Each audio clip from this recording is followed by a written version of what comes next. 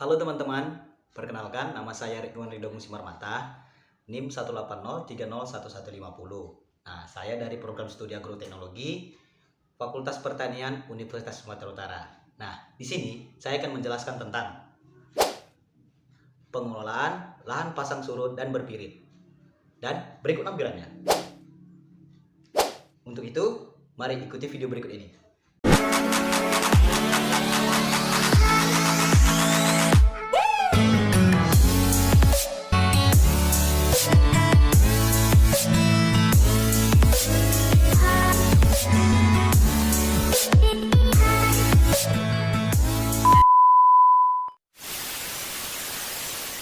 Yang saya hormati Ibu Jamila SPMP selaku dosen mata kuliah pengelolaan lahan. Lahan pasang surut merupakan suatu lahan yang terletak pada wilayah sekitar pantai yang ditandai dengan adanya pengaruh langsung limpasan air dari pasang surutnya air laut ataupun hanya pengaruh pada muka air tanah. Tipologi lahan pasang surut, yang pertama lahan potensial, yang merupakan lahan yang paling kecil kendalanya dengan ciri lapisan pirit 2% berada pada kedalaman lebih dari 30 cm. Yang kedua adalah sufat masam, adalah lahan yang lapisan piritnya berada pada kedalaman kurang dari 30 cm. Yang ketiga adalah lahan gambut atau bergambut. Dan yang keempat, lahan salin, adalah lahan pasang surut yang mendapat intrusi air laut sehingga mempunyai daya hantar listrik. Adapun judul-judul yang saya review yaitu pertanian lahan rawa pasang surut dan strategi pengembangannya dalam era otonomi daerah.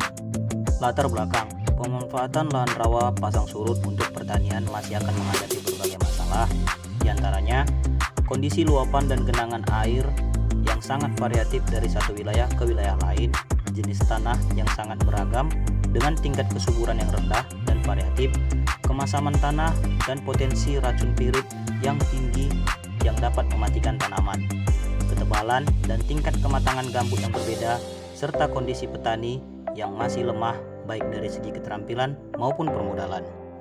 Adapun tujuannya untuk mengemukakan beberapa pemikiran strategi pengembangan pertanian lahan rawa pasang surut dalam era otonomi daerah. Strategi pengembangan pertanian. Pertama, perwilayahan kesesuaian lahan.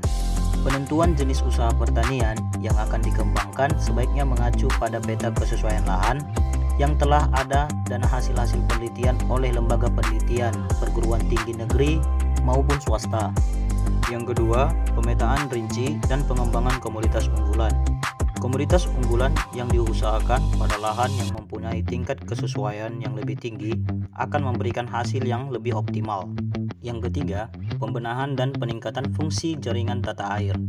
Sistem pengelolaan air yang sesuai untuk tanaman pangan di lahan pasang surut adalah sistem aliran satu arah atau one way flow system untuk lahan bertipe luapan air A dan B. Yang keempat, pengembangan teknologi spesifik lokasi.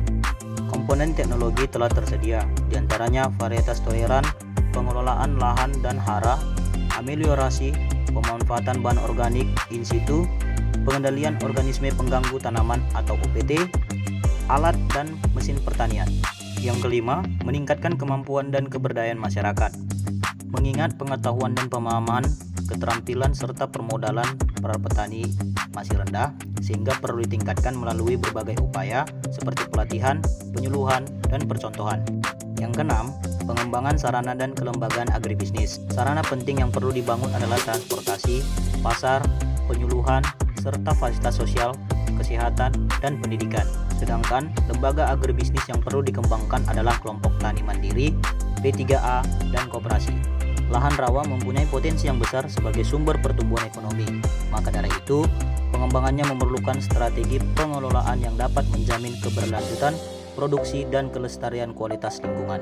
Terima kasih telah menonton video ini. Semoga bermanfaat dan nantikan video-video berikutnya. Dadah!